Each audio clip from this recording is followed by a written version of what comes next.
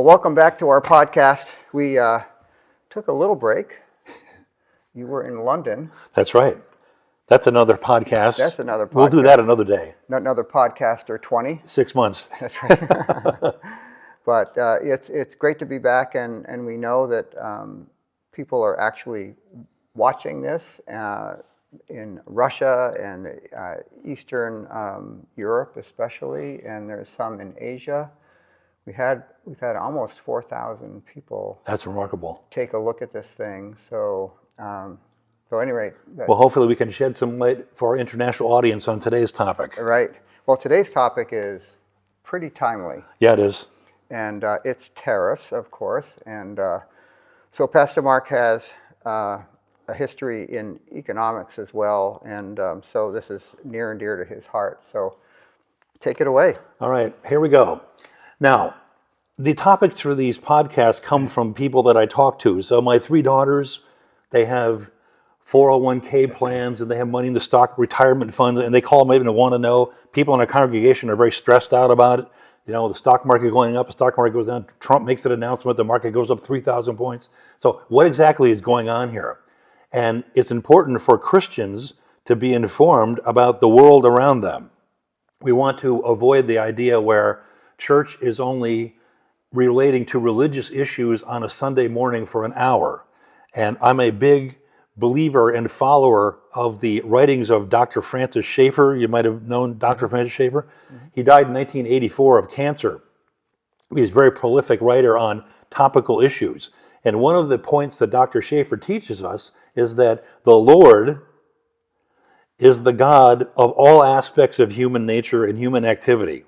God isn't just in charge of religion and economics or sociology or history. It's its own category that we're not allowed to read about. In fact, as Christians, we're supposed to make the world a better place, salt and light, by being informed about what's going on in the world. Now let's do a quick qualifier here. Is this some kind of a discussion where I'm in favor of Trump and I want everybody to vote and support him? The answer is no. I use economics as a tool to understand what's going on in the world. So when I watch something, I want to know what's going on. I'm an economics major before I went to seminary, and I'm a retired adjunct professor, and I taught economics, Western civilization, business courses. I taught a wide variety. So I've taught economics for years and years and years. And economics is an excellent power tool. And I want to know what's going on. I majored in economics, not because I'm a Keynesian or a socialist or a Republican, or no. I just want to know what's going on. So it's excellent for a descriptor and understanding. So with that in mind, let's go to work on this thing. So remember, Dr. Schaeffer says God's the God of all aspects of human activity. Now, what is this? This is the book, The Wealth of Nations by Adam Smith. Mm-hmm. Now, this is a great book of the Western world.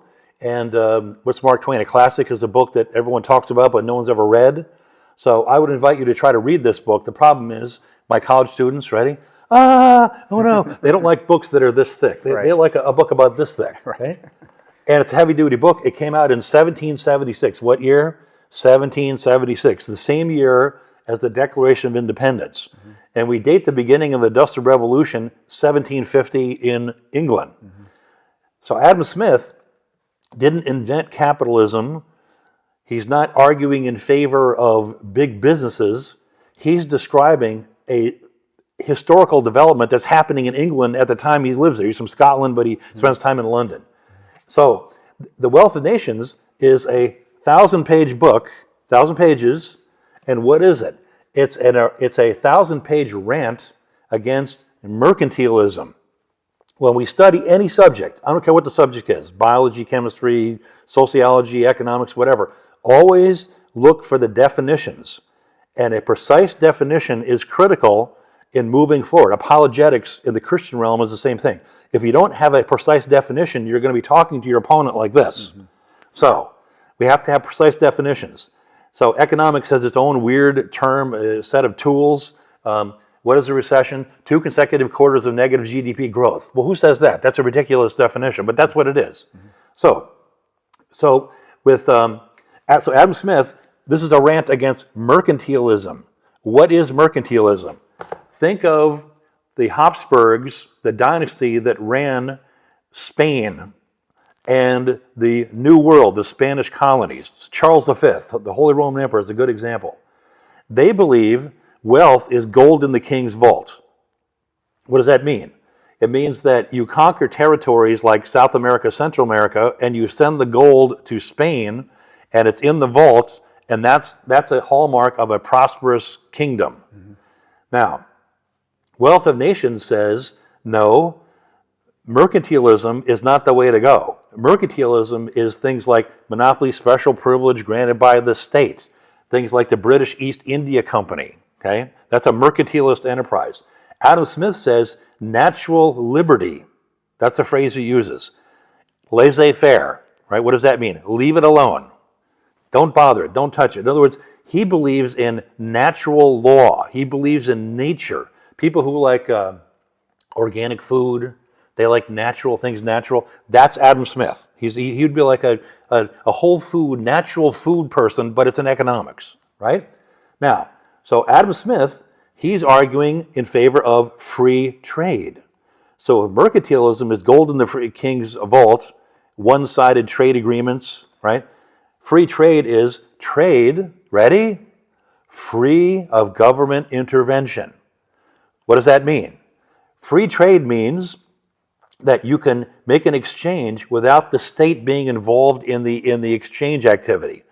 And when the state gets involved, if I'm going to sell you this book and the state puts a tax on this, they are intervening with the flow of commerce. And in order to have supply and demand, we won't do that today, it's another lecture, supply and demand for the market to clear, the price of the coin delivered clears the market by itself. So if the price drops low enough, the market will clear the supply. So it's extremely important, supply and demand. So free trade means trade free of government intervention. So let me shift gears and further definitions before we start. Okay, what's this? This is from a book that has been very influential in my thinking in life. This is called The State, Der Staat by Franz Oppenheimer. Notice it was a paperback and I mutilated it. I had to punch it and put it into a loose leaf. Franz Oppenheimer is writing in 1914 in German, and he says, there are two means of allocating scarce resources. What is that? There are two means of allocating scarce resources. You have all human resources are limited. So we have to figure out how we're going to divide them up, right? How are we going to do it? Does the king get to decide who gets what? Or are you going to do it through the market economy where consumers decide? So the two means are the political means and the economic means. There's only two ways to do it. The political means is what we have done through most of human history. And that means the warlord gets to conquer your land and you get to pay tribute to them. There's coercion and violence involved in this. So it's a pie, and the rulers get to decide who gets what slice of the pie. Right now we're going through the New York State budget process. They can't agree, and everything boils down to what percentage of the budget do we use for transportation or for education. So they argue about what slice the pie is going to be. And this is called static, right? So, and it's based on win-lose. One party wins, one party loses. So is this a great way to run human activity? Not really, because you have winners and losers. Business management people say that you always want to construct a scenario in business where both parties win, win-win, right? That way you come back for repeat business, they'll be your friend. If you exploit and take advantage of another person, rob them, they're not going to come back for more. So the political means includes things like taxation, quotas, tariffs, regulations, currency manipulations, right? So that this is a whole body of literature here. And the other alternative, Adam Smith argues, this is mercantilism, political means. Adam Smith argues for the natural liberty, free markets. And what is that? Both parties gain in a voluntary transaction. Okay, what does that mean? Both parties gain in a voluntary transaction. When you go to Walmart, what do? You walk in the door, you buy this, you buy that. Who's happy about that? Both parties. Both parties. You're happy, Look at people coming out of Walmart with their shopping carts full of stuff. They're smiling, they're happy, right? And Walmart, of course, is happy. Win-win. Do you go back to Walmart? Yeah, why? Because you think you got the highest quality good for the lowest possible price, and they're nice to you. When you go there, they're nice to you. When you go to the Department of Motor Vehicles, they'd rather you weren't there. So you have to wait in a long line, and when you get to the head of the line, they're nasty to you, right? Why? Because of this. It's the political means. They don't have to be nice to you. Here, the consumer is sovereign. Every time you buy something, you're voting in favor of Walmart, or you vote in favor of McDonald's against Burger King, right? So it's like economic democracy. You are voting that you want to win, and you're going to support that particular company that is serving you. Okay, so it's all about consumer rights. Now, that's interesting. Where is protectionism on this? Protectionism is here on this side, the political means of allocating resources. That means one state wins, one state loses. Okay, that's a huge problem. And when politics enters into trade, Adam Smith, he recognizes this in 1776. You want to have natural liberty and harmony. When Friedrich Bastiat is French economist, 1850, he says, when goods don't cross borders, armies will. What does that mean? The stuff is going to be allocated, and if you choose the political means, it's going to be one party's going to win and one party's going to lose. That's a war. And remember the American Civil War? What's the Anaconda Plan? The North did a blockade around the southern states to prevent them from selling cotton in England, and they tried to destroy the economy of the South. So obstructions in trade, it's an act of war, right? Obstructions in trade. So in order to have peace and harmony in the world, you want to have win-win scenarios, and you want to have natural liberty prevail. Now, do we have any examples of this in history? Yeah, we do. Look around you. We live in the United States of America. What is this? This is the U.S. Constitution. Here's my copy right here. So, the reason that the United States economy is a great economy, and I checked this, okay, what are the stats here? I wrote it down here somewhere. Here it is. GDP, gross domestic product, per capita. You take the total output of the economy, all goods and services, divide it by the number of people. We have 340 million people in the U.S. Our per capita, the latest stat from 2023, per capita GDP is $82,769. Okay, what is the per capita GDP of Mexico, our neighbor? It's $13,700. So if you live in Mexico, where do you want to be? In the United States. Yes. Just by crossing the border, you're going to get a $60,000 a year increase in pay, right? How about China? China's per capita GDP is $12,600. It's $1,000 less than Mexico, and they have 1.4 billion people. So you got this now? Our country is a rich country, per capita GDP, 340 million people. It's a tremendous market of 50 states. Why is that? Our Constitution, is our Constitution? Our Constitution originates from people like Jefferson and John Adams and so on. They read Adam Smith, and they know that win-win, the economic means, is the way to create a prosperous state. So in our Constitution, this is Article 8, Section 8, Clause 3. It's the Congress is supposed to regulate commerce with foreign nations and among several states and with the Indian tribes. Then you turn to Section 9, it says, no tax or duty shall be laid on articles exported from any state. Okay, what is that supposed to mean? The United States is a 50-state free trade zone. Okay, what does that mean? You can make something in New York and you can sell it to California. You don't have to pay import duties every time you cross a state line. You know, you go to Pennsylvania, then Ohio, then Indiana, then Illinois. If you did this, it would limit, the state would not have a tremendous per capita GDP because there'd be tariffs, and that high taxes lower the quantity delivered. So if you have a high tax on something, is cigarette smoking a good idea? No. Let's put a sin tax on it. So in New York, cigarettes are something like $14 a pack now. And what's the net effect? Well, one of the effects is that people don't smoke. It reduces the number of people smoking, okay? So taxes limit the quantity. Taxes are always a problem. So if you eliminate taxes, and tariff is a tax, that's what creates economic growth. So our country has had 250 years of a free trade zone. And what happens is that I trade with you, you trade with me, and the economy grows. See this? Grow, okay?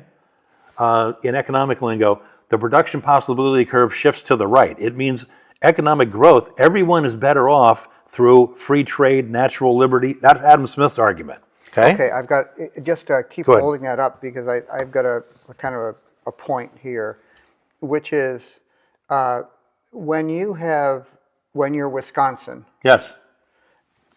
you make cheese. And Yes. You're known for cheese. Yep.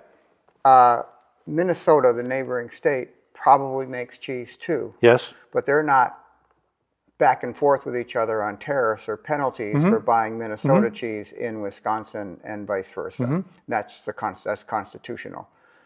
Just north, Canada, Yes. I read the other day where in Canada, and this has been there for a while, the tariff for cheese specifically is 150%. My numbers are probably off, but they're... So can you buy Vermont or Wisconsin cheese in Canada? Yeah, you can, but it's a punitive price, so people don't bother carrying it. Right, and so back to the diagram, you have the political side of things where they're trying to, the politicians, are trying to protect an industry maybe via a favor that they might do or maybe to placate their constituents. Well, Wisconsin farmers don't vote in Canada, but Canadian farmers vote. Right. That's my point. Yeah. So in order to win favor in Canada or whatever country doesn't just came to mind, to win favor for votes for economic stability of their constituents, they will do that win-lose. Yes, the political means. So it's a very important distinction to make. Oh no, Franz Oppenheimer, this guy, he's really, he's trying to study why wars happen, and it's a deep dive into this thing. Right. But it's Franz Oppenheimer's dichotomy, that's called. It's really a useful tool. Yeah. Now let me go back to the dairy farmers. All right, Adam Smith would condemn this, and he would say it's ridiculous, and this is called comparative advantage. Okay, so David Ricardo, a later economist, came up with this concept. And what does this mean? Okay, can we grow bananas in Red Hook? No. Yeah, we can. We can? Sure. You know how you do it? No. You'd have to build a huge greenhouse. Oh, right. And you'd have to have like propane heating it, and you'd have to have artificial lighting and make the humidity just right. You could do it. But a banana would cost like $35 to grow a banana. So why don't we grow bananas in Red Hook? We grow apples in Red Hook. We're good at growing apples here. Apples are a northern thing, right? So where do you get bananas from? Central America. Can they grow apples down there? I don't think apples grow down there because you need cold weather and change of seasons. So what do? We buy bananas from them and we give them our apples. So it's a win-win. Okay? That's called comparative advantage. So his concept is do what you do best and buy the rest. And would he support Adam Smith? Oh, definitely, yeah. He would support no tariffs in that exchange. Yes, this is called classical economics. So David Ricardo and Adam Smith and John Stuart Mill, there's a whole group of thinkers that believe in natural liberty, free trade. Right, just let the market be the market. And the market will provide supply and clear itself, right? And here, there's another economist that I really like. This is Henry George. He's an American. The best-selling economics book of the 19th century is by Henry George. It's called Progress and Poverty. And he was a typesetter, and he would read the books before the copyright laws came in, and he would read books like Wealth of Nations as he was setting the type. So that's how he learned his economics. Here, this is a book called Protection or Free Trade. It's kind of the ultimate book where he lays bare the fallacies of protectionism. He wants free trade, okay? And so in the 19th century, free trade is the big issue, right? In American history, people like William McKinley, the president who's getting a lot of attention now, President Trump likes him, he had very high protective tariffs.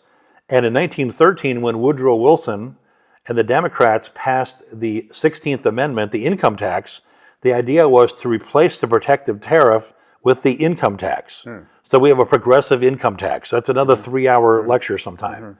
And how did it end up? It ended up where we have both protectionism and high taxes. And it doesn't work. Whenever a politician says to you, we'll eliminate one tax and replace it with another, you're going to end up with both taxes. That's pretty much what happened. Right. So in our country, the Democrat Party, especially now, they're in favor of free trade, which is ironic because they're actually democratic socialists. Socialists favor protectionism. So this is the problem with European Union, and China is an extreme example of this. Communism, socialism doesn't work. Okay, it works for the people that are running the country; they profit very nicely. But normal people living in a socialist state do not. I just got back from England. They're talking about a 1% economic growth for the next year. Right. Well, democratic socialism does not bring home the bacon. It doesn't produce good. They're stuck in this mode here, the political mode.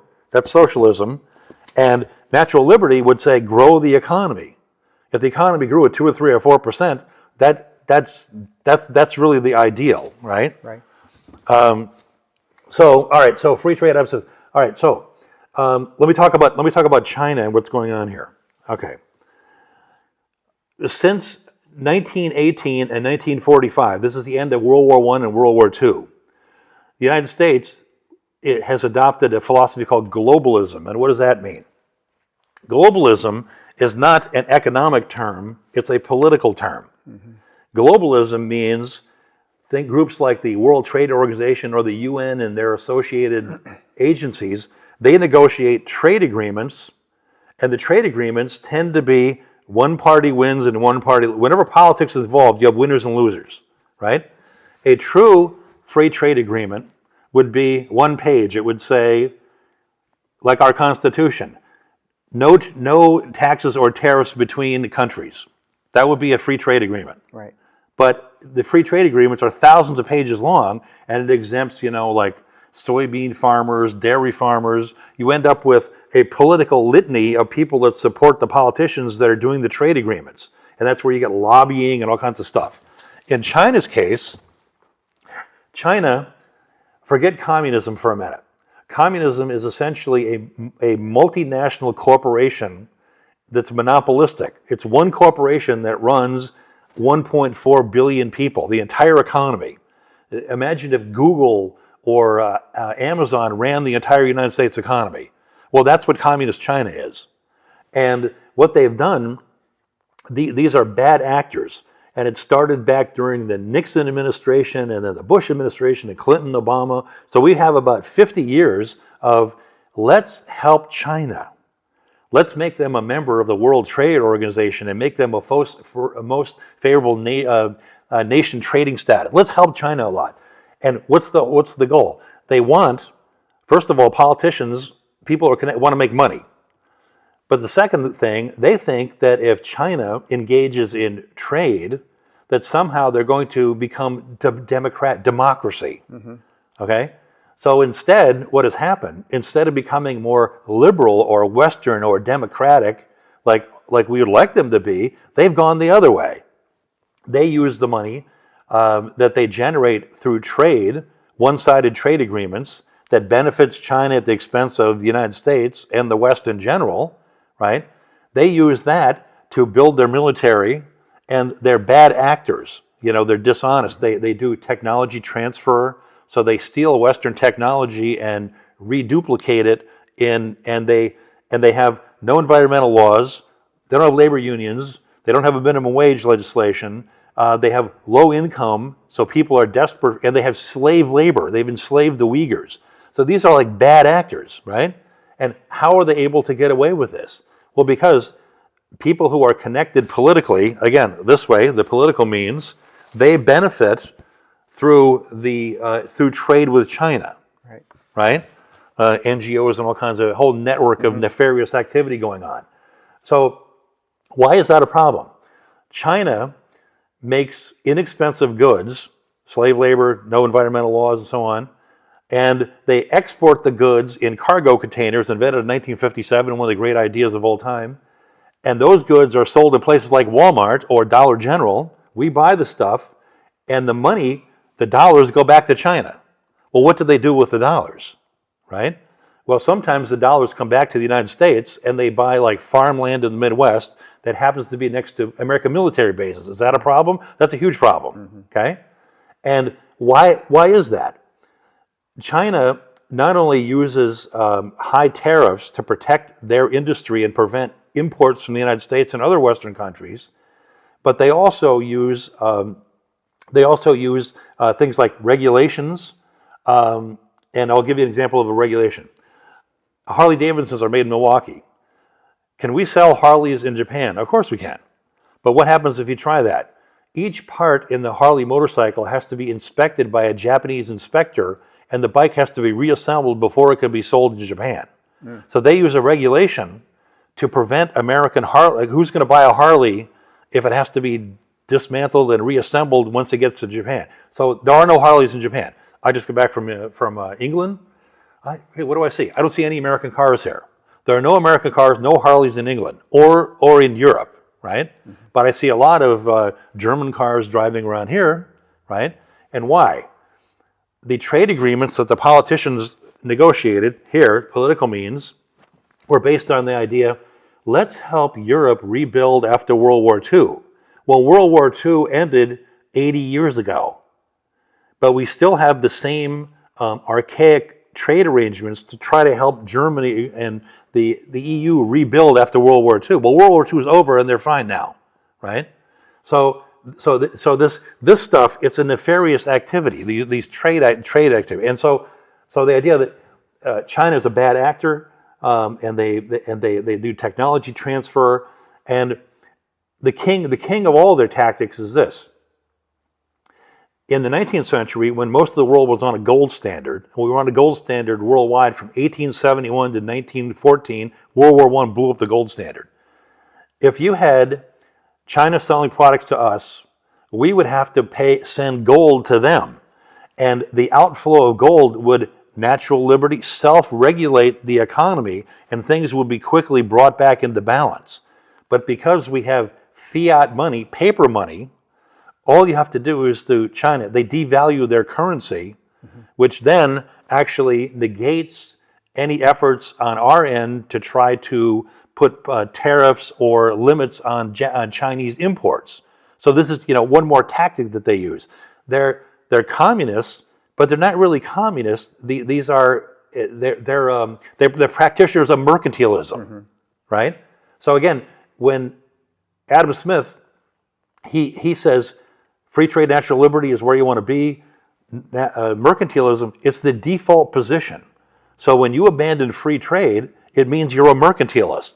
The Adam Smith's arguments still apply to world trade right now, to democratic socialist countries like the European Union or hardcore communist countries like China, right? So they're mercantilists. And they think that gold in the king's vault or a huge surplus of American dollars in China is their goal. So they're trying to accomplish 16th, 17th century mercantilist goals, but they're called communist. Right. Yeah. Right. That's crazy. And so... Well, it is crazy, and that's why it's important to talk about it. Yes, and when you think about what the current administration in the United States is trying to accomplish is pretty profound when you think about that, because it's undoing 80 years worth of, 80 years worth of relationships, business structure. And again, it's, okay, the world is functioning on the political means section here. So the current administration is attempting to re-divide the pie slices here, right? To make it fair or reciprocity. And again, if we were on a gold standard, it would regulate itself, but because we have fiat money, paper money, it's floating scraps of paper between different countries, and so it becomes a political problem. So Trump's going to try to use political power to try to undo the damage. Remember, intervention begets intervention. So once you go down the line of let's have paper money, let's have regulations, let's have quotas. Once you go down that line, you end up with this hot mess, and it's very difficult to try to straighten that out. And as far as Trump's political tactics right now, what he's trying to do is to bring the thing to a head, right? People will say things like, "Well, Congress is in charge of trade." Okay, well, you've had 80 years to work on it, but they don't seem to get around to working on it because they like the status quo. The status quo benefits the winners at the expense of the losers. So why should they want to change? So in other words, Trump is forcing this. He's making a crisis that he can solve, or he thinks he can solve anyway. Strikes me as a lot of hard work in the end. We heard the other day where 70 plus countries have contacted us after the tariff, after what Trump called Liberation Day, but each country will have to be dealt with in its own situation. And that's the problem. That once you give one group a benefit, right? They're going to put up a fight to the death to maintain that benefit. So whenever you try to, again, I was in England, and the Chancellor of the Exchequer, the woman is Rachel Reeves, I think her name is. The woman's hot stuff. She's going to be Prime Minister someday. Chancellor of the Exchequer is like the Treasury Secretary. It's like the number 2 position in England. The woman is hot stuff. She's a Labour Party person, Democratic Socialist. Yeah. But she's on TV saying, in order to hit our budget, we're going to have to cut 300,000 people off of the welfare rolls. So what does the BBC do? They go around and they interview people. Well, my son depends on the benefits. So in other words, they're getting blowback from people who receive the benefits, just like Elon Musk is getting now. Whenever you try to take away somebody's benefit that they spent years getting in the win category, they're going to fight to the death using political power to try to protect and maintain that. Right, and Elon is extremely successful business person, obviously, and he lives in the win-win world. Yes, he does, and he's playing over here. Yeah, well, he's amassed a fortune of excess of $300 billion, and how did he do that? Well, yeah, he's an entrepreneur. He figures out what you like, and he makes sure that you get it. But he also is kind of a master of the political realm. Like, he knows how to use government subsidies and government programs to get into a space program and that sort of thing. He recently recommended... In other words, he's a sharp dude. He is, obviously. He recently recommended, getting back to tariffs, that why doesn't the European Union just drop all their tariffs? Well, that's the goal. And the United States do the same. Okay, what would be the ideal outcome would be like our Constitution, right? There's no tariffs between New York and the other 49 states, and we have a free trade zone. The world should be a free trade zone. They should eliminate all tariffs, all quotas, and get rid of everything, and just let the goods and services flow. Of course, is that going to be popular? Not really. Again, the Canadian dairy farmers are going to howl and yell and scream, and the European Union is even worse. French wine, French cheeses, I mean, they will literally have a revolution to protect the French cheese industry. Sure. Absolutely. Agricultural goods and we have a comparative advantage in agriculture. That's one of the things the United States does really, really well. We produce, soybeans, wheat. 100 years ago, if you got 50 bushels an acre on corn, that would be a great thing. Now they're getting 178 bushels an acre on corn. Right. So the American farmers are so productive that it's mind-numbing. Yeah, probably a subject for another podcast in the future is, how does all this relate to me, a person who has a 401k, or to anyone who has, you said your 3 daughters have 401ks. Yeah, so they're very concerned about it. Of course, and so, you lose a lot of money, and then you get a little nervous, and you watch the news, and then you have, in a seemingly parallel universe, you have the government efficiency work that's happening as well, all aimed at not spending money on silly, frivolous things, right? And so how does the tariffs, if you have a brief answer about how does Brief answer. That's a problem. yeah, it's a problem. But how does the tariff thing interact, if it does at all, with this internal housekeeping that's going on with the Doge? All right. First of all, I'm not an investment advisor. Talk to your investment advisor. Yes. Qualifier. Right. Okay. Yes. That being said, from an economics point of view, the stock market has returned an 8% increase over the last 100 years. So as a normal human like yourself or my daughters, what do you want to do? My father says, pay yourself first. So when you get paid, put a percentage of your income into a 401k, 403b, IRA, Roth IRA, whatever device you use, just do it automatically. And if you do that starting at age 21, by the time you're 65 or 70 years old, you're going to have like over $1 million in there. Right. Just to put away the Roth IRAs, I think are $9,000 a year now. If you put away $9,000 a year from the time you're 21, it's the rule of 72. It doubles every X number of years. So, and the idea is long run. Don't try to play the stock market and buy and sell based on the daily commentary that you see on CNBC or Fox Business Channel. You put the money away and basically don't look at it. Just keep doing it automatically, right? A normal person, just Right. And is saving and leaving a legacy a biblical concept? The idea is yes, that a wise man, read the book of Proverbs, puts money aside and leaves a legacy for his family, right? The Bible is a book about private property rights. The whole Old Testament is about land seed blessing. It's also, the seventh commandment is thou shalt not steal.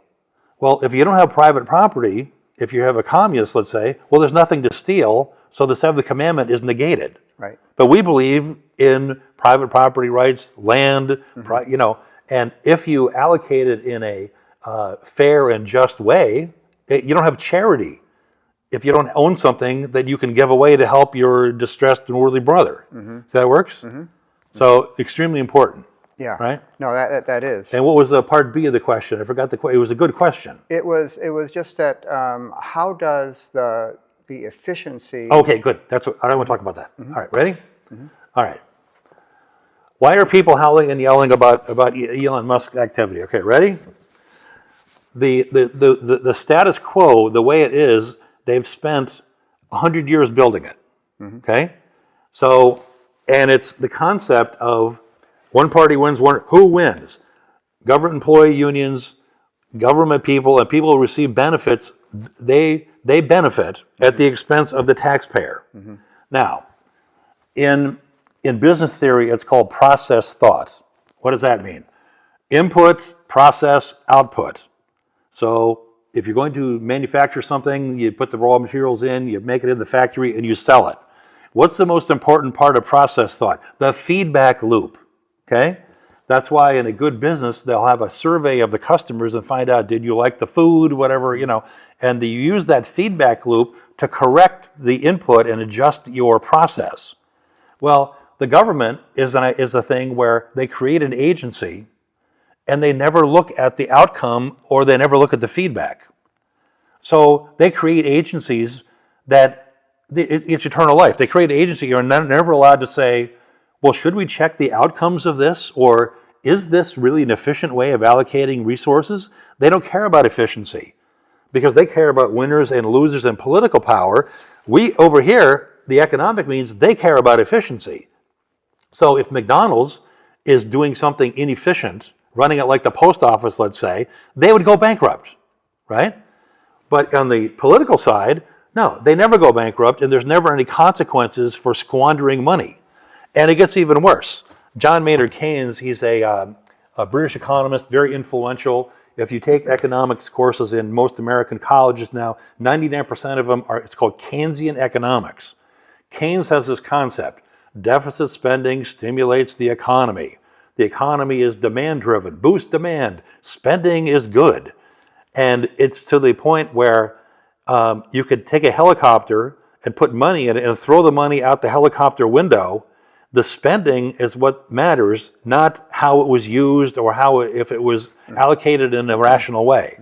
So if you, like Elon Musk, he's getting blowback because he's saying things like, well, look at the feedback loop. The outcomes are ridiculous. In New York State, we spend average of $33,000 per student on public education, and the outcome are they're illiterate. They graduate illiterate people from high school. They can't do math, they can't read, they can't write, but they have a high school diploma. So we're spending $33,000 per student for an outcome that the outcome is so bad that you might as well just like abolish the school and just give people the money. Right. You know? Right. And so the idea of spending, you're never allowed to criticize spending. Spending is something we have to have spending all the time. Right. And spending, of course, feeds the beast. Because spending goes to the winners at the expense of the taxpayer. There are many taxpayers, but there are only a few winners. And they're able to use the arguments of the few, the minority, against the majority, and that's why we have the current problem that we do. The status quo is just spend the money. Right. You know, and they don't care if the money is wasted. That's why they're not moved to tears when you say, well, we spent, X millions of dollars on this boondoggle. Well, they don't care about that because spending is the important part, not what it's spent on. Right. It's kind of an odd distinction there. They're receiving it like a politician, not as a entrepreneurial, reasonable homeowner, business person who would be careful about spending. And this is the problem. You can't have a rational discussion with people that are committed to only the political stuff. Right. So for them, it's all politics all the time. Right. So spending is what, so you can't, it's like you're beating your head against the wall when you say, well, don't you think it's kind of odd that they spent X billions of dollars on this particular boondoggle? Mm-hmm. Well, they're not moved by that argument. Right. And why? Because they look at the world this way only. Right. There's no economic means. They think that when you go to Walmart, you're being exploited. Or when you get a job and you're paid, you're being taken advantage of by your employer. Well, that's a Marxist view, And we view labor, employment, capitalism, whatever you want to call it, the natural liberty, win-win, right? And so you grow so this is a healthy, biblical, natural view of living. This idea is a toxic idea, and it's really hard to shake it off. Yeah. Somebody's addicted to heroin. Well, just stop taking it. Well, no, there's going to be consequences for kicking the habit, in other words. Right. And that's why it's important to know about this trade issue, right? Yeah. Well, thank you for all of what you prepared here, and it's just very eye-opening. Well, it's a lot of material, and unfortunately, this should be like a 12-hour lecture. I could get out the supply and demand and show the dead weight loss and why taxes are bad, and right. We didn't get into a lot of interesting things, believe it or not. Right. Well, I think it's been very interesting. So, thank you so much. Wait a minute, you want to do one quick thing? Yes, let's do one quick thing. Want to do a PS, right? Yeah, yes. Okay. You see people on TV. Oh, it's going to increase the price of avocados if we, clamp down on Mexico. Right. Okay, ready? What happens here? Two things happen. First of all, when you go to the produce section, it's called the substitutionary effect. Mm-hmm. So if the price of avocados goes to $100 an avocado, you're going to say, we're not going to have avocados tonight. We're going to have something else instead. Right. Okay? So people that do static analysis don't understand the substitutionary effect that consumers are rational beings that decide, I'm not going to buy this, I'm going to buy that. Okay? Right. They don't understand that. Then a kicker to this, they'll say things like, I sell Chinese products in my store in Chinatown, and I'm going to have to pass on the cost to the consumer. So this item cost $1, and if you get rid of the tariff, it's going to be a $3 book. Right. Okay. Well, is that true? No. If producers or salespeople could pass on the cost to the consumer, why don't they just raise the cost $100 right now? Well, they can't. And why is that? When there's a tax, the tax is split. It's insidious. It's split between the producer and the consumer, and we don't quite know who pays, but somebody pays. Right. And it's not the government that collects the tax that pays. It's either the consumer. It messes up the natural liberty. So the idea is you want to have the economy clear of all the interference and have producers and consumers dialogue with each other to set the quantity and the price, and it clears itself. When you start taxing and tariffing and quoting, it mucks up the system, and you're not quite sure who pays. It messes up the system, in other words. Right, and back to the avocado, you don't know what's real. You don't know, do avocados really cost that much? Yes. It's a mystery to and the cost of production is not how prices are set. So just because it cost you $100 to grow an avocado doesn't mean you can sell it for $100. You have to sell what the market says avocados are worth. That's right. You know, which is a beauty of a market. And this is what economics is. It's subtle and complicated. It requires higher level thinking, whereas the political means just requires like bumper stickers and slogans. So you can't give like a short answer. You know, like are tariffs a bad idea? Yes. Okay. But on a bumper sticker, you can say, oh, you know, workers are, consumers are going to have to pay more. Well, no, that's not true. So there's a lot of spinning and lies and deception. That's why it's important. Know the definitions of things and think it through. You know, think the long term and know what's going on. Beware of the environment. That's why Oppenheimer's dichotomy is a good tool to understanding this. Yeah, that's excellent. Okay, I can rest now. Thank you. Well, thank you so much, and hopefully this was helpful for all of you. And we ask, obviously, that you like us, and not because we're lovable, but that's right. but and please, if you think of it, leave a comment. We'd love to hear from you. And with that, we'll say goodbye. And hopefully it's useful information, and that's the goal here. That's right.